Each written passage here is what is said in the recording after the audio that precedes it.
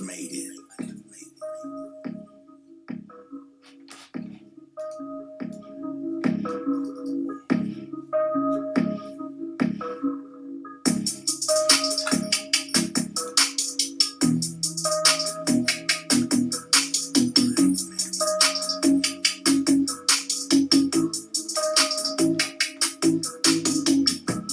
Get him, boy. Get him, boy. Get him, boy. Get him, boy. Get him. Get him, boy. Let's get him. Come. Wait, boy. Wait, boy. Get him, boy. Get him, boy. Get him. I'm doing them live videos today. We're talking about, we're talking about shaping behaviors as always and painting pictures. But it's about teaching your dog to focus on you and ignore the surroundings. We need to get to that point, you know what I mean? I'm Grandmaster Von the Muff. If you just tuned into our channel, hopefully you're subscribed. If you're not, click the subscribe button now. Share these videos with others around the world. We're talking about working puppies. Your working puppy. And this was made for all the Vanguardians and my working friends around the world. Yeah.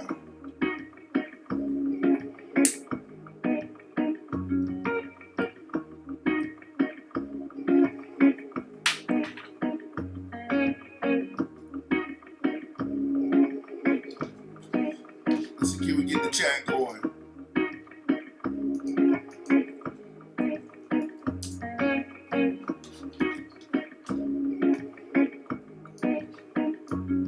You're looking for a working puppy?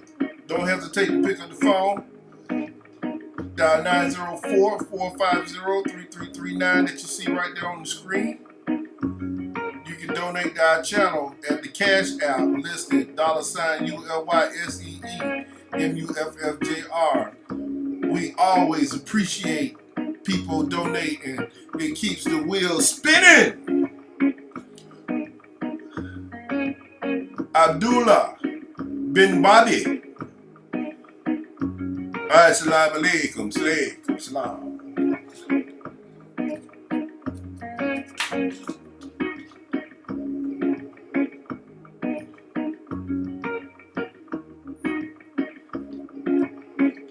Let's talk about these dogs, y'all. So, I had a few questions from me watching my questions on my lives and my news feed, my post feeds. And one of these guys asked me, he said, man, how do I get my puppy to focus on me? He said, I got two good dogs from you, and the girl dog is really, really excelling beyond my expectations, but the boy, he kind of becomes independent. Now, you know, it's always hard when you got two dogs to shape behaviors with two dogs at one time. I'm talking about two puppies, immature teenage little kids, you know. You're a school teacher. And you're a kindergarten or first, third grade teacher. Do you know how hard it is for those ladies and gentlemen to get your sons and daughters to focus? That's a hard task. Because mentally they're not mature enough to stay still and focus at the task at hand. So you have to find, these teachers have to find rewarding ways to get your children to be into the subject and excel. If these kids don't like the teacher, then sometimes kids think they're hurting the teacher by not excelling. Think about that. These teachers find ways to make the children excel by making the subject fun and get them to be involved. But when kids feel left out or don't feel important, then they don't excel in class. I've been one of those students before in a few classes where I wasn't excelling the way others were, and the teacher just thought I was flat out mute because I didn't speak. Come to find out, when people you find that people bond with their boss or mentors or teachers in school, whether they're learning in these educational institutions, and then they excel when the bond is built and they feel like they're loved and da da da da. And it just happened to be that way with animals. You have to find a good way to bond with your animal, and the best way to bond with your animal is by you come home at the end of the day and you put a flat collar on your pup and get you a nice little 8 feet long lead, and you pick that puppy up and put him in the car, and you go out to a park, one of those forest parks, not like a regular park, but like one nature trail. And you pick that dog up and take him in on one of those trails, and you go on a long walk, and that's where you're going to feed him at, not from a bowl. You got toys in your jacket or in your BDU pants, some big baggy beat pants, and some treats, some hot dogs, and different type of treats in 2 different bags, some cheese in your jacket or whatever. And so while you and this dog walking, you don't have to show it to him. Don't show it to him. You gotta be a master of your craft. You gotta like, hey, here. All of a sudden he come here and he don't realize you bring your hand down to his nose. Yes, open your hand, hit the clicker or whatever. And you got a hot dog. He ain't had that. He been eating regular dry dog food. Okay, you say, good boy. All done. And y'all start walking again. All of a sudden you say, here. And he come running to you, and all of a sudden you roll the ball this way. And he still got that long line on him because you're on the trail, not where he can get wrapped up in the trees. He run out and get that ball, and all of a sudden you pick that line up and you start, if you want to bring him back to you so he don't sit down, you start running backwards the opposite direction. And when he comes, you grab the line and start walking with the line while he holding the ball. All of a sudden, you bring down to his nose a piece of cheese, say, good boy, and that ball fall out of his mouth, he eat that cheese, you step on that ball, and all of a sudden you hold the line, pick the ball up and put it in your pocket. What you're doing is you're building a bond, a relationship, a working program that this puppy feels like he's working, getting what he wants, but he's not realizing he's working for you. And that's how you're going to establish your pack order and your bond. And you're also going to open up Pandora's box of working for this little puppy that you have. You're building a regimen that he's going to start working because he don't realize that he's working. And he's going to start doing those same things over and over again that got him success. Good boy. Click, click. Well, whatever in the food, your hand open up, and here comes some new sausages. Sausages. I love sausages. And so that happens. Let's see. So I was looking. So that's how you're gonna do that. It's the same thing after you play those games in the woods for a while. You're walking in the woods. You take the line off his neck now that you're deep in the woods. And you're letting him walk and smell his surroundings so he can get familiar and happy with what's going on. Welcome, Royalty. Royalty in the house, my main man. And I hope you've been on the live the whole time listening to what we're talking about, because if you just getting in here, you're just getting to class late, I'm going to have to write you a tardy slip. You ought to get a tardy slip from the dean. You need to call Mississippi and call the dean and get you a tardy slip, or we're going to put you out of class today, Royalty. But you want that dog to be walking in the woods with you. And he's smelling the surroundings, he's having fun. When he least expect it, here. All of a sudden, when he runs, because you done got time to get the food in your hand and ready, he don't know you're reaching in your jacket. You got that hot dog again, or a piece of cheese, or a new type of treat, or all three of them trio in your hand, and he come running to you, you start running backwards with your hand, all of a sudden he comes in your hand, you open up, yes, good boy. And so now this pup, you're teaching him to come when called in the middle of light distractions because he's in the woods. He's not around where cars are driving by, dogs are barking, cats are running loose, kids are coming by on their bicycle, the skateboards, making noise in groups and packs. The old lady who walking with a stick or a basket or pulling a basket of groceries, or a guy that's just coming down the sidewalk with his Walkman on singing songs. All of these neighborhood distractions are not in the woods on those nature trails when you take this dog out on the nature trail. You can just let him run free. And trust me, he's not going to run off. And then when he does run off, and he's out smelling the earth and all the creatures that's been in the woods, and you call him and he come running, he realized that you always got something for him. You can't keep calling your dogs and you don't have nothing for them. It just disgusts me sometimes with my students when I'm out here in the woods, and I keep telling them, why the hell are you calling the damn dog and you don't have nothing? I'm just sick of this over and over again. And it's not training dogs, it's training people. The dogs already have it. The people do not. It's about teaching somebody to get their mental right and start listening to you so they can get these positive results. Don't call your dog if you don't have nothing for him. You ain't got but 1 or 2 times. You shouldn't have but 1 or 2 times in a day when you call him you don't have nothing. Until that dog get older and he's acclimated to this, and even then training never ends. You're going to need tools, e-collars, etc.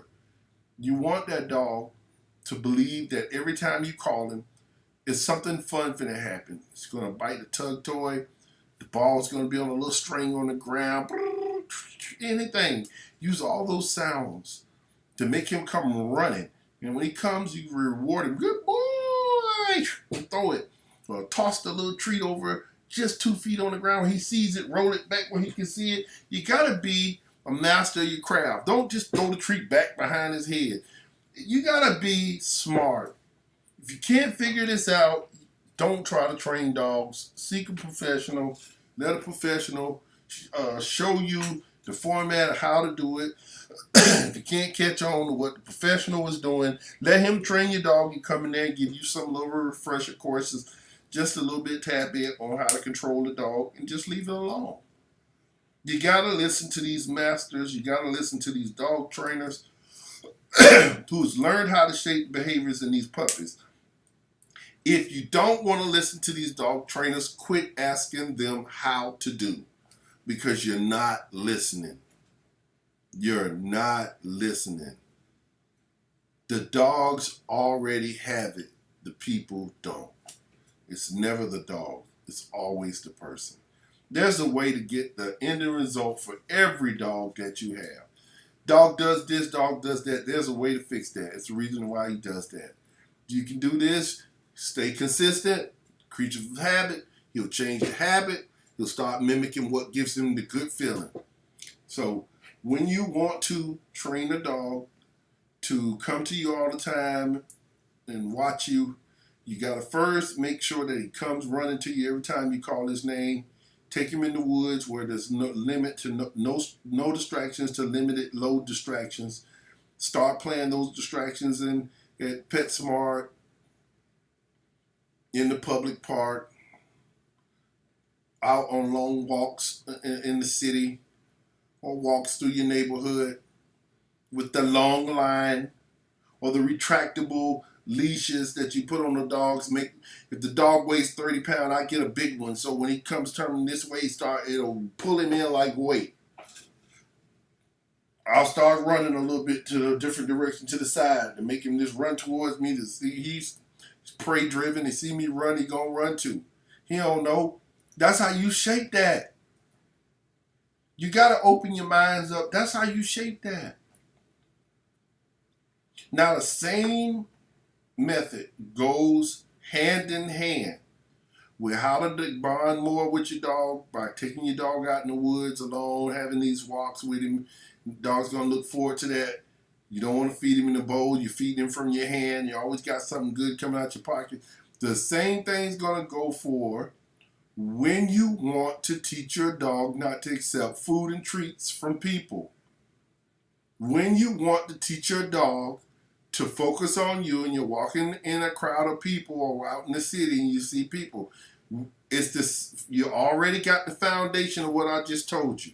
Now you're practicing walking through an event where you're walking down the city road where there's quite a bit more traffic than normal. Okay, you got that lead on his neck or a pinch collar. Some dogs that are past that stage may have an e-collar and a lead. Now, every time you see him looking at somebody, you pull the lead, go in a different direction. When he start coming, you say, good boy, give him a treat. He start looking at a dog on the sidewalk, you hit the e-collar or you hit the pinch collar or you pull the collar, no. And then he look at you, give him a treat, good boy. And you turn around and go in a different direction. And you don't have to necessarily say, oh, I'm finna walk to this stop sign on this block. No, it's about a walk. It's about training the dog. I might turn and go over this way to the bench towards over there. He get to the bench. I stop. Good boy. He get ready to look at the people. No. Use the word patouche or fooey or whatever word you make up that means never do that. It's almost like the word no, but it means never do that. So you're not using the word like yes and no in your obedience, but use a word that means some big stuff, man. This is big news. This is big trouble. Don't do that. So now the dog is going to be conditioned when he sees people and you say no, he looks at you.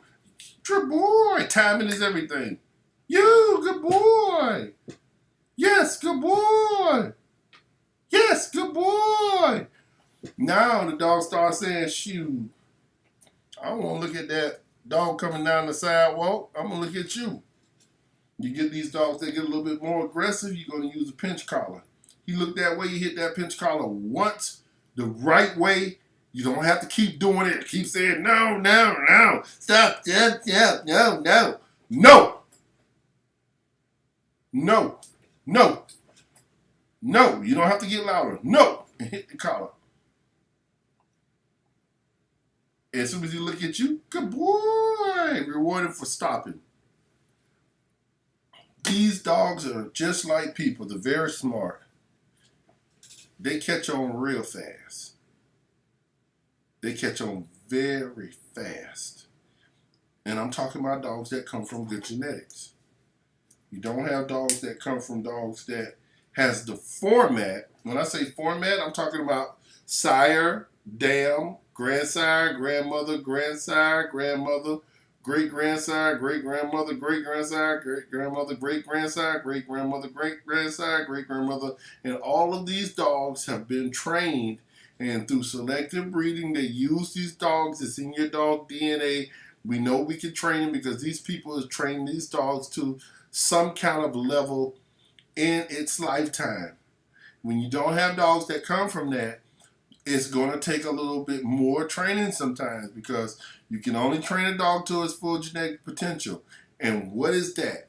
The pedigree only tells you that the dog can be trained. The pedigree isn't something to be, oh, his pedigree, he has champion dog. Okay, well, you need to be champion dog. Your pedigree only tells you the dog can be trained. So you don't need a pedigree, but you need to know that these dogs in this pedigree have to excel or met your expectations at least before just breeding them. So, again, you can also practice. You go out into you go somewhere and you're sitting on a bench or you're out at your friend's house on the porch and all of a sudden your friend comes from around the side of the house with a nice big juicy steak and he walks up and you say, no. You tell him, no, no. Wait.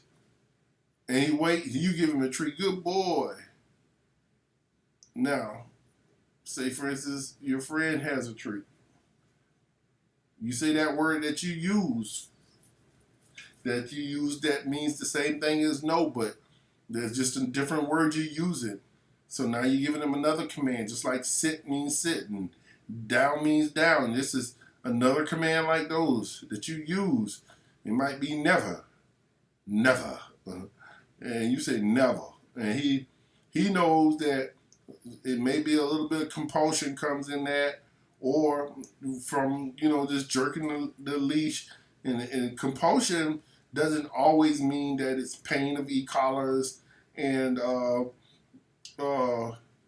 pinch collars or choke chains, but it's not the the threshold level of the pain, but it's also the vocal part of reprimanding that the dog catches the picture you're painting, to understand that he can't accept gifts from people he knows nor strangers without being directed to do so.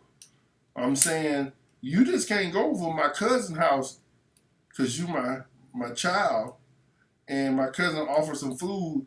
I said no. You don't say yeah. Some mothers weren't allowed to eat at people's house. Told you in your home you don't nobody eat, so you say no ma'am, no sir, and they take care of you. So it's the same thing with the dog. No, you don't accept gifts from nobody. So you go out in these low limited, no distraction, the low limited areas with your friends, and you practice people or practice somebody walk up and try to give them a treat, and you say never, no, and then he stayed, and you give him a treat. So now he realized, shit, I'm gonna get a treat regardless. It don't come from you. It come from master. Because if you start making people give him treats, then he look at everybody as a food dispensary. Like one of those hot dog machines, and everybody got it, and he jumping up on everybody, running everybody with his butt wagging, thinking that they got something. So you got to teach the dog very, very early in training, or whenever you start, whenever it becomes an issue, whatever you feel, you start teaching him that way by making him focus more on you, that you have the treats, you're the game holder, you have the treats, nobody comes and give you anything, you don't run up to people, you don't run up to dogs. You better learn to control your behavior, your emotions, because you're shaping his behaviors. And so it's pretty simple when, again, when you guys ask me stuff like, how can I get him to focus on me? How can I get him to not focus on people or take rewards from people or just running up to people when I'm out and about? You got to tell the dog, I walk through the city, I might put some shades on. And people, it's not rehearsed. I can see people, I can tell who wants to pet my dog or not. As soon as I see them, I avoid them, I go across the street. The next person try to get, he looks like the doctor. I'm watching the dog the whole time when he watching people. As soon as he start looking like he entertaining them, no. Now, that's not gonna stop the dog from watching people when you got a protection dog for protecting you. But you want to tell the dog no. Lower his suspiciousness, or lower his suspicions towards the people or the animals, cats, dogs, ducks, birds, whatever out in normal cities. Some of you guys might have bears, deers, turtles. Lower that suspicion. Lower that aloofness. Rub him on the back, give him a treat, pat him on the head, stop, make him sit, make him do an obedience command that he does know, do something that makes him feel good. Then you go and walk in, and the people went on about their business and they gone. You walk, we're walking down the sidewalk, you go over to the other side, here, and you go to the window and you act like you looking through the window and you tell him wait. And then you give him a treat for waiting. Then you walk on, let's go, and walk off. And give him a treat. Good boy. That's a good, let's go. Heel. That's a good boy. Good. You praise him and tell him everything he's doing. You got to become dog trainers. You can't become cool guys with a dog. You can't become cool girls walking down the street with a dog. I got a big, powerful dog. I got a big, badass dog. It's not about that. It's about shaping the behaviors of the dog. You got plenty of time to be cool. So, I hope that you guys have listened in and the light bulb effect has went off in your heads on how to build a relationship with your dog. Get the dog looking forward to coming when you call him because you got something good for him every time you call him. Riding in the car, put him in the kennel, he ain't bouncing around in the car. You're doing a lot of bad things before you even get to training because you're so accustomed to the foolishness that's going on online. What you think going on. I don't allow puppies no freedom. I don't allow them to shape their own behaviors, to do the things they want to do. Over time, I shape the behaviors. I build the dog the way I want it to be so that the dog can be able to be controlled while not having a lead on his neck or a wireless collar, e-collars.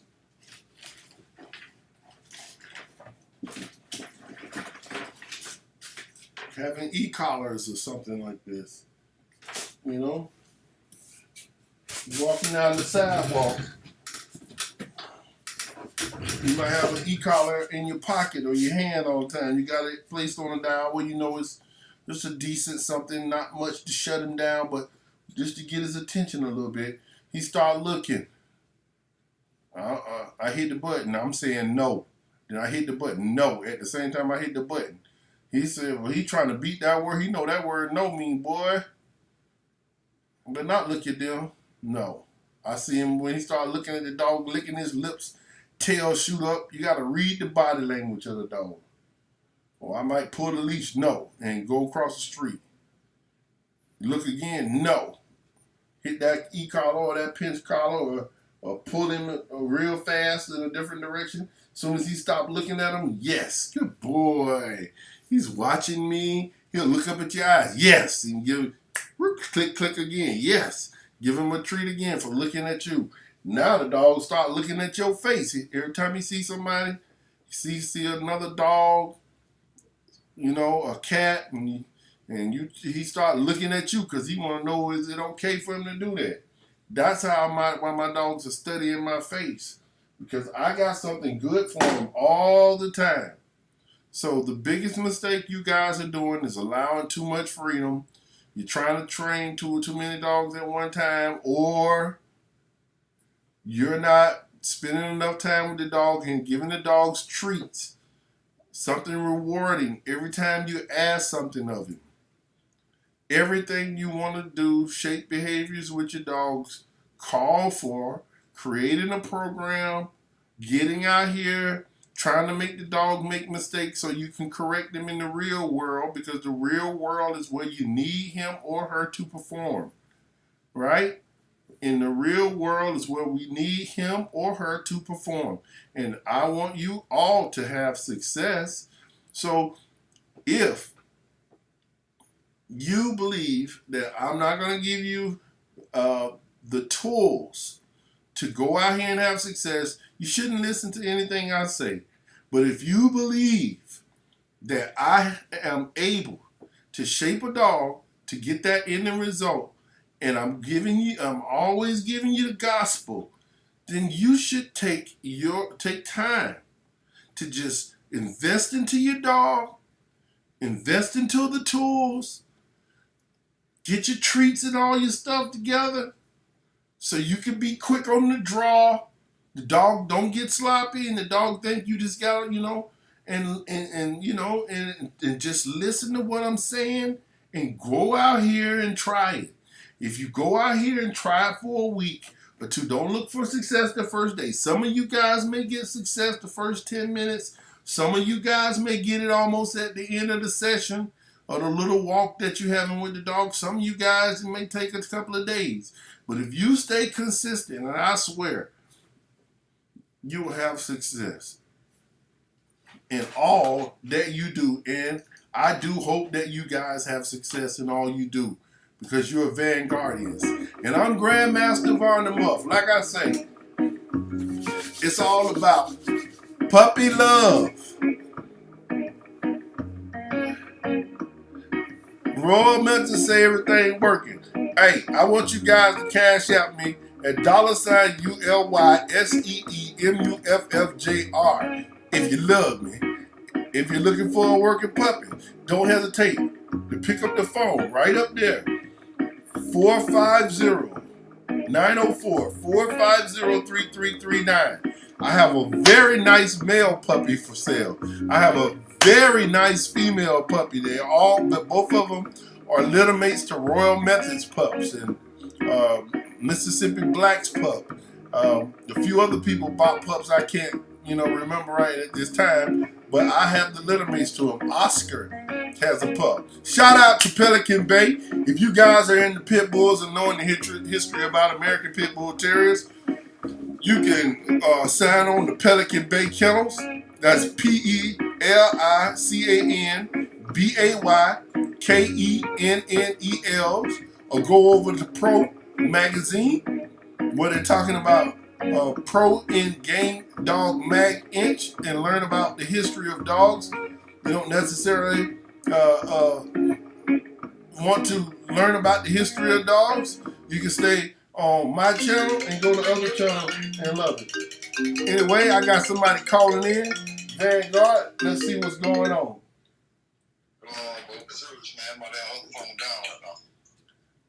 Who am I speaking with today? Okay. Y'all know who I got on the phone. I just told y'all to go to his website. It's Pelican Bay. So if you wanna learn, I just feed cakes and shit. I just got the damn cakes and damn out. Hey, that's funny. You called it while I'm talking about you. I'm talking about you on my live right now, and then you called. I was telling them. Let me finish telling them. Like I say, if y'all trying to learn the history about pit bulls, this is the man. You go over to PELICANBAYKENNEL on YouTube. Click subscribe on this channel. If you got a American Pit Bull Terrier and you're into training the dogs, and you want to know a little bit about the history that created those dogs so that you can get into the mind of the dog just a little bit more, and you can understand why he does and what he does, it's best to know the history, because the history tells where you can go with your dog when it comes to training. Again, there's other guys out there. And Pelican Bay not only is a fancier of the American Pit Bull Terrier of the past. He's a present day breeder of the black German Shepherds, Belgian Shepherds, and Belgian Malinois. And I think he has a litter of German Shepherds or either black Malinois over there. Right? Which one is it? Black Malinois or German Shepherds? Malinois? Okay, so it's Malinois, his black Mal to his Dutch Shepherd. And he has a litter of puppies now. He also presents a few working videos online. So when you want to see some guys that's out here living the real life and not really partaking in sports style training, but in the real life approach of training, you can come to both of these, bounce between these channels and get the information that you love. I'm glad you guys watch my channel. Again, I'm Grandmaster Von the Muff. Of course, I'm always talking to the world's greatest friends and of you, the Vanguardians. And don't forget, if you're looking for puppies, give us a call. And until the next video,